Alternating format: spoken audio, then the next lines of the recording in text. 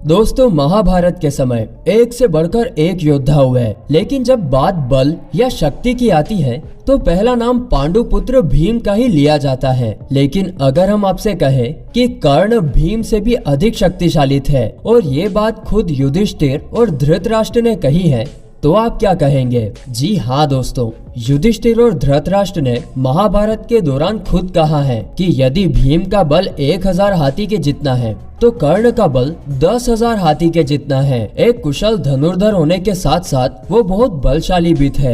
महाभारत के दौरान कई ऐसी घटनाएं हुई जिनमें कर्ण ने अपना बल साबित किया और इसी के बारे में हम आपको आज की वीडियो में बताने वाले हैं। जानने के लिए आपको सिर्फ हमारी वीडियो को बिना स्किप किए अंत तक देखना है। लेकिन दोस्तों, इससे पहले अगर आप हमारे चैनल पर नए आए हैं तो हमारे चैनल को सब्सक्राइब और वीडियो को लाइक जरूर करें, क्योंकि आगे ऐसी कई जानकारियां हम आपको अपनी वीडियोस के जरिए देते रहेंगे। अब हम आपको महाभारत के 5 ऐसे किस्से बताएंगे जिसमें कर्ण ने अपना बल साबित किया है। दोस्तों, इसमें सबसे पहला है कर्ण और जरासंध का युद्ध। मित्रों, महाभारत का युद्ध समाप्त होने के बाद युधिष्ठिर ने मुनि नारद से कर्ण के पराक्रम के बारे में पूछा, क्योंकि भीम और जरासंध के युद्ध के बारे में तो युधिष्ठिर पहले से ही जानते थे, लेकिन वो ये जानना चाहते थे कि कर्ण और जरासंध के युद्ध में क्या हुआ था। तब नारद जी ने युधिष्ठिर को बताया कि जब जरासंध को कर्ण की बल शक्ति के बारे में पता चला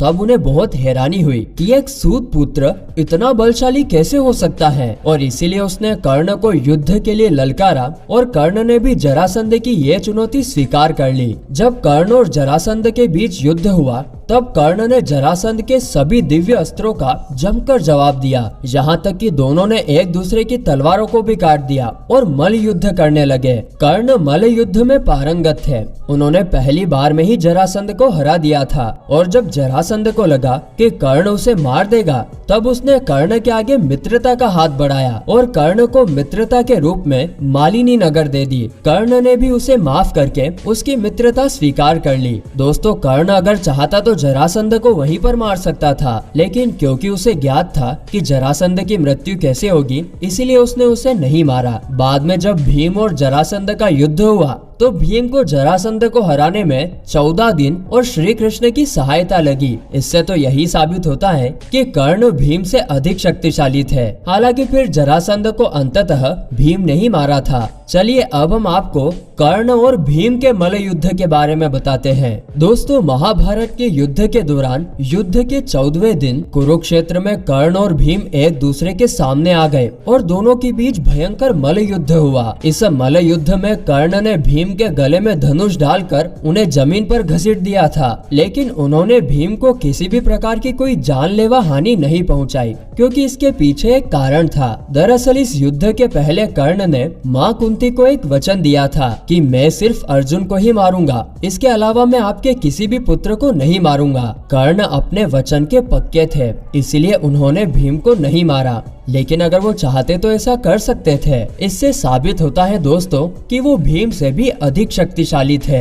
अब हम आपको वो तीसरा किस्सा बताते हैं जब घटोत्कच और कर्ण का सामना हुआ था। महाभारत युद्ध के 14वें दिन जब रात्रि के समय घटोत्कच की शक्तियां 10 गुना बढ़ गई, तब वो कौरवों की सेना का भयंकर संहार कर रहा था। आमतौर पर असुर रात्रि के समय बहुत अधिक शक्तिशाली हो जाते हैं। दुर्योधन और कर्ण ने वीरता से घटोत्कच का सामना भी किया और उससे युद्ध किया। इस बीच भी कर्ण ने घटोत्कच को कई बार हराया था। घटोत्कच और कर्ण दोनों ही पराक्रमी योद्धा थे और वो एक दूसरे के प्रहार को काटने लगे। अंततः जब फिर ये लगने लगा कि उसी रात घटोत्कच सारी कौरव सेना का संहार कर देगा, तो फिर दुर्योधन ने कर्ण से ये निवेदन किया कि वो किसी भी प्रकार से इस समस्या से छुटकारा दिलाए। कर्ण ने जब देखा कि घटोत्कच को मारना बहुत मुश्किल है, तब उन्होंने अपने दिव्यास्त्र निकाले और इसके जवाब में घटोत्कच ने भी अपनी माया से राक्षसी प्रकट करी। लेकिन यहाँ पर कर्ण ने अपनी दिव्य शक्तियों से उसका भी अंत कर दिया और अंततः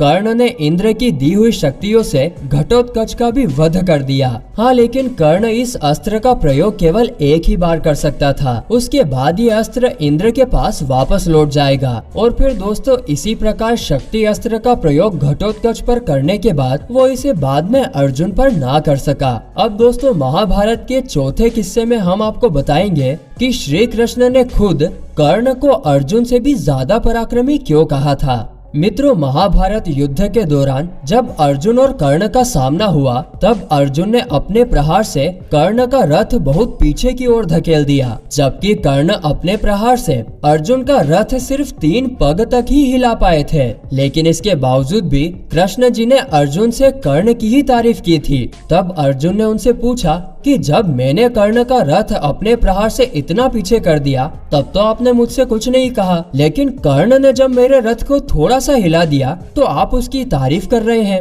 ऐसा क्यों? और दोस्तों, इस प्रश्न पर श्री कृष्ण जी कहते हैं कि जिस रथ पर स्वयं मैं विराजमान हूँ, पवन पुत्र हनुमान विराजमान है, उस रथ को तो हिला पाना भी एक बहुत बड़ी बात है। और दोस्तों, इससे हम कर्ण की शक्ति का अनुमान लगा सकते हैं कि कर्ण सच में एक महान योद्धा है। 5वें और आखिरी किस्से में कहते हैं कि जब अर्जुन और कर्ण के अंतिम युद्ध में कर्ण के रथ का पहिया मिट्टी में धंस गया और जब कर्ण ने उस पहिए को निकालने की कोशिश की, तब पहिया तो नहीं निकला क्योंकि उसे धरती ने कस के जकड़ लिया था, लेकिन पहिया उठाने पर धरती हवा में 4 अंगुल ऊपर उठ गई थी और धरती पर भूकंप आ गया था। और ये बात साबित करती है कि कर्ण सबसे शक्तिशाली योद्धा थे। और इस बात की चर्चा महाभारत में भी कई बार हुई है और सबने इस बात को स्वीकार भी किया है। धृतराष्ट्र और युधिष्ठिर ने स्वयं इन बातों को कहा और दोहराया है। मित्रों, कर्ण की छवि आज भी हिंदुओं में एक ऐसे महायोद्धा की है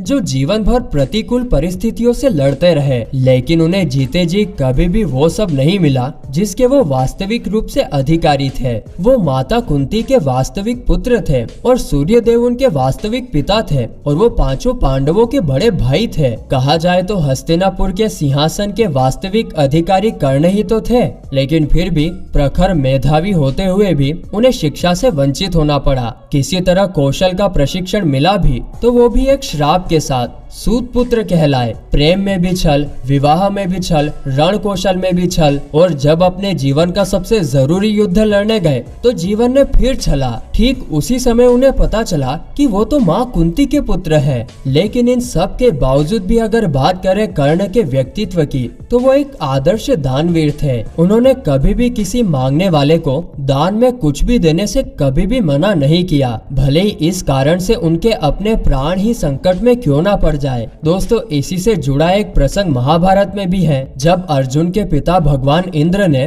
कर्ण से उसके कुंडल और दिव्य कवच मांगे, तो कर्ण ने बिना कुछ सोच विचार किए ही उन्हें वो दे दिए। इसके पीछे भी एक बहुत बड़ा छल था। इंद्रदेव ने अपने पुत्र अर्जुन की रक्षा के लिए ये छल किया था। इस बात से कर्ण पूरी तरीके से अनजान थे। यदि इंद्रदेव कर्ण के कुंडल और कवच दान में नहीं मांगते ना दोस्तों, तो कर्ण को मारना असंभव होता। चलिए, आज के लिए बस इतना ही। तो मित्रों, महाभारत के इस महाकाव्य के बारे में आपका क्या कहना है? आप महाभारत के सभी योद्धाओं में किसे सबसे शक्तिशाली योद्धा मानते हैं? महाभारत के सभी शूरवीर योद्धाओं में आप किसे सबसे ज्यादा पसंद करते हैं? ये सारी बातें आप हमें कमेंट करके बता सकते हैं। और हाँ, वीडियो पसंद आया हो तो वीडियो को लाइक करें और हमारे चैनल को सब्सक्राइब करना ना भूलें। वीडियो को अंत तक देखने के लिए आपका धन्यवाद।